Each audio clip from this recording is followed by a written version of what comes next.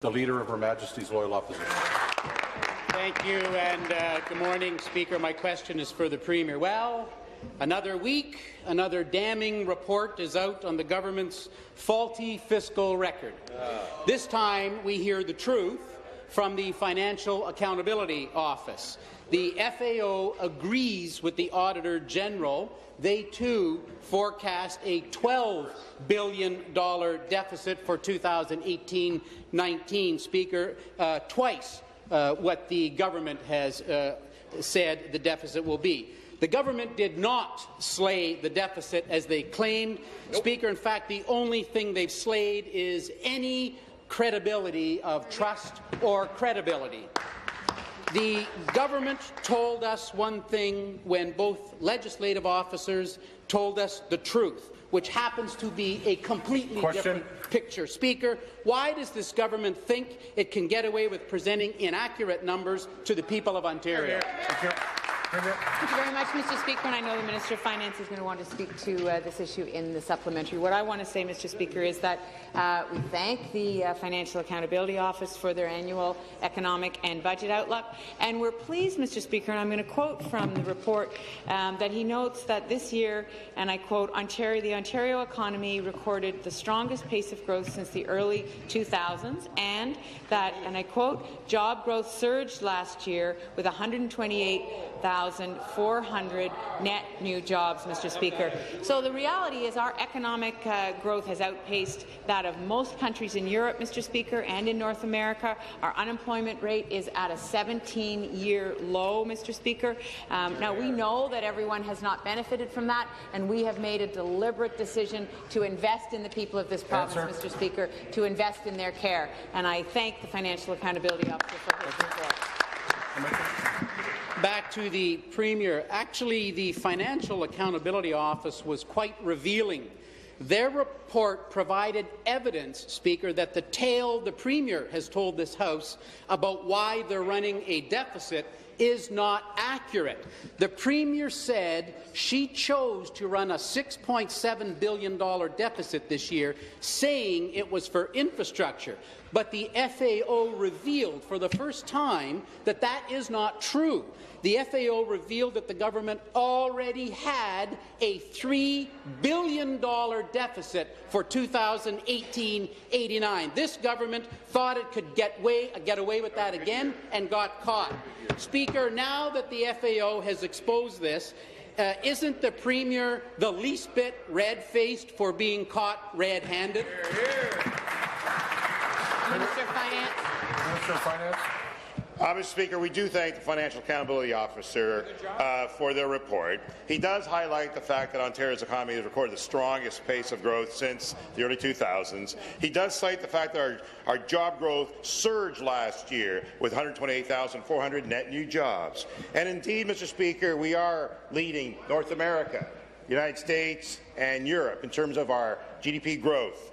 And the FAO acknowledges that some of the investments that we're making are tremendously significant to our economy and to our society, Mr. Speaker, including the benefits of supports for pharmacare and supports for skills and training. Furthermore, he has adopted the position of the Auditor General, which is in dispute with independent, world-renowned accounting firms, Mr. Speaker, including members of the Canadian Accounting Standards Board, who provided evidence and indication that the principles of accounting that are being adopted are accurate. We're proceeding as such, Mr. Speaker. Thank you. Final supplementary. Well, Speaker, the report also confirmed our job numbers to go down to 60,000 a year in the coming 5 years as well. That's something that was also presented in the budget. So the long-term outlook is quite different. But, Speaker, on page 15 of the Economic and Budget Outlook, this is where the truth is exposed, Speaker. The government told us that $6.7 billion in deficit was for infrastructure. That is simply not true. In the FAO report, they show that $3.7 billion is what the promises develop into a deficit, and that $3 billion was a hidden deficit for the years 2018-19. Speaker, 3 plus 3.7 is 6.7. They had a $3 billion deficit, and why did they try to hide the $3 billion deficit from the people of Ontario? Be seated, please. Be seated, please. Thank you.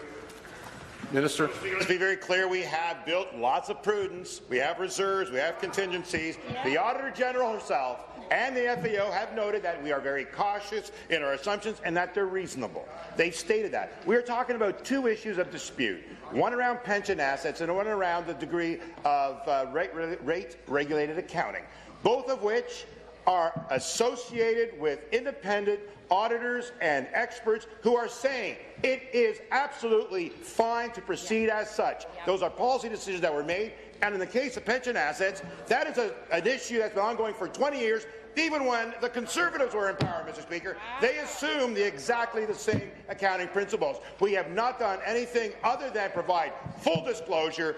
They've had clean audits with the OPG. The Auditor General has agreed that it was accurate. We're going to proceed as such, Mr. Speaker. We have full disclosure. It's fully accurate. We have balance of books, and we have a surplus, Mr. Speaker. Thank you. New question. The Leader of the Opposition. Thank you. Back to the Premier. Well, look, they have not disclosed the books. They have not been in balance. They have told the people of Ontario one thing when both legislative officers have told us the complete opposite, Speaker. So I will review again. Why did they have a $3 billion hidden deficit? That's not full disclosure. That's here. It took the Financial Accountability Officer on page 15 to show us a $3 billion hidden deficit. They were not in balance, Speaker. They have told the House one thing when the truth is completely opposite. Speaker, I want to know the truth from this Finance Minister and from this Premier. Why is there a $3 billion hole in the budget? Why? Be seated, please. Be seated, please. Thank you. Yes, it will.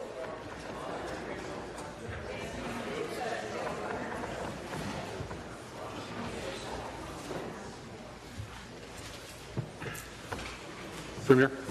Thank you very much, Mr. Speaker.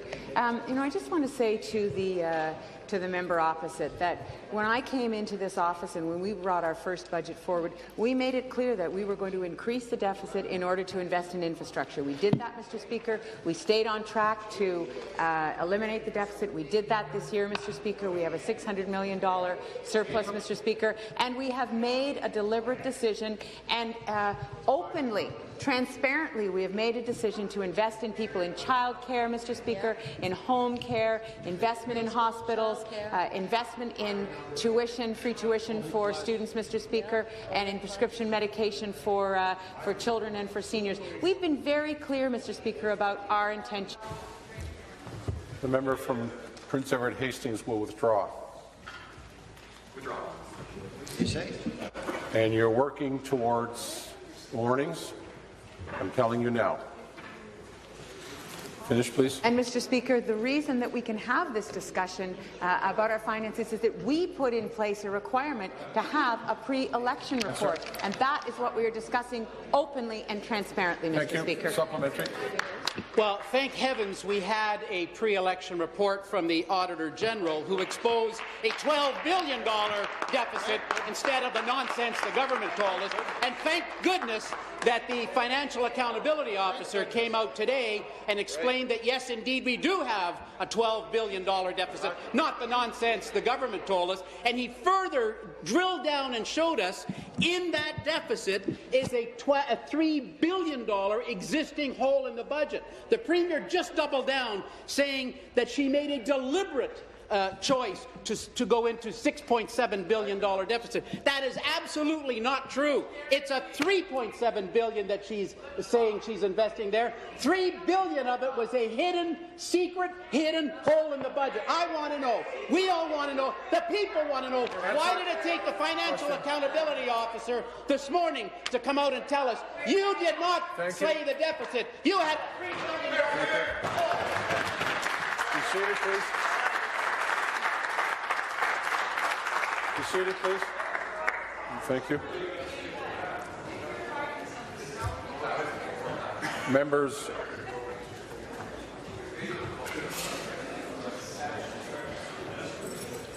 members on both sides are asking me to move to warnings, and I shall. We're in warnings.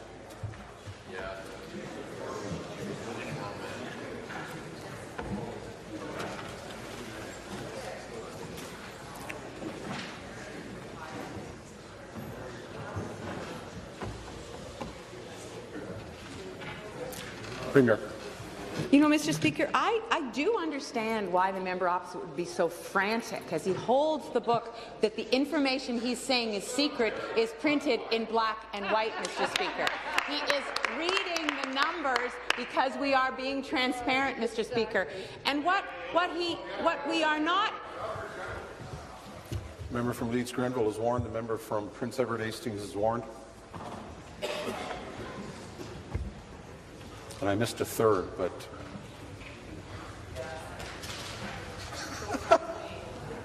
threw him under the bus.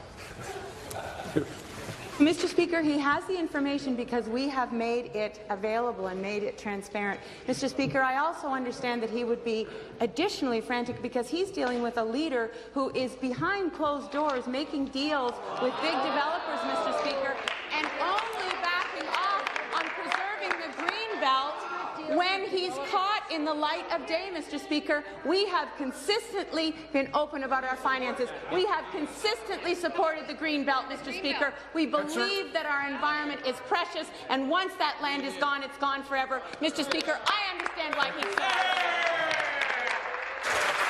Be seated, please. Be seated, please. Thank you. The Minister of Agriculture, Food and Rural Affairs is warned.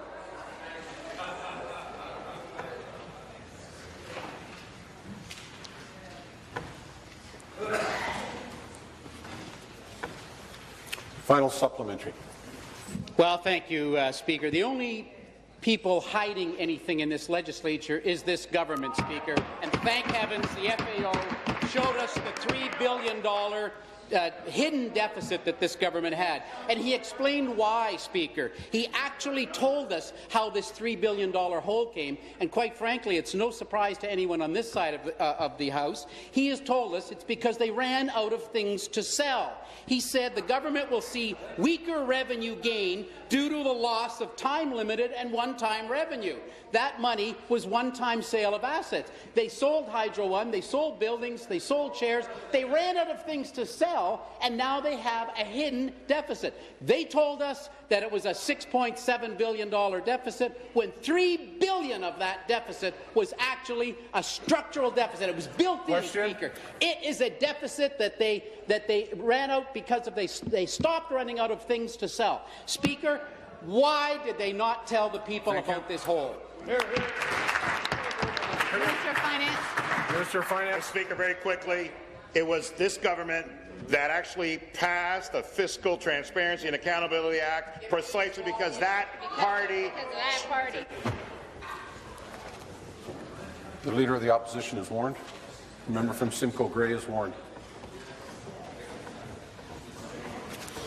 Carry on. That party did, in fact, hide the deficits. Furthermore, Mr. Speaker, we brought in the FAO as well, recognizing the need to look at projections going forward. And this is what we're talking about, is projections, Mr. Speaker. 40 years has passed. They've only balanced the budget 3 times. We've done more than that, Mr. Speaker, almost twice as more.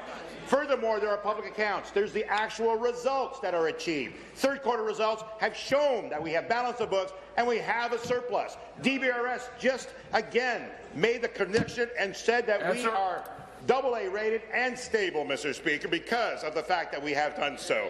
Furthermore, we are putting forward $230 billion over 14 years for those capital improvements, and we've exceeded our target year over year, Mr. Speaker. Thank you.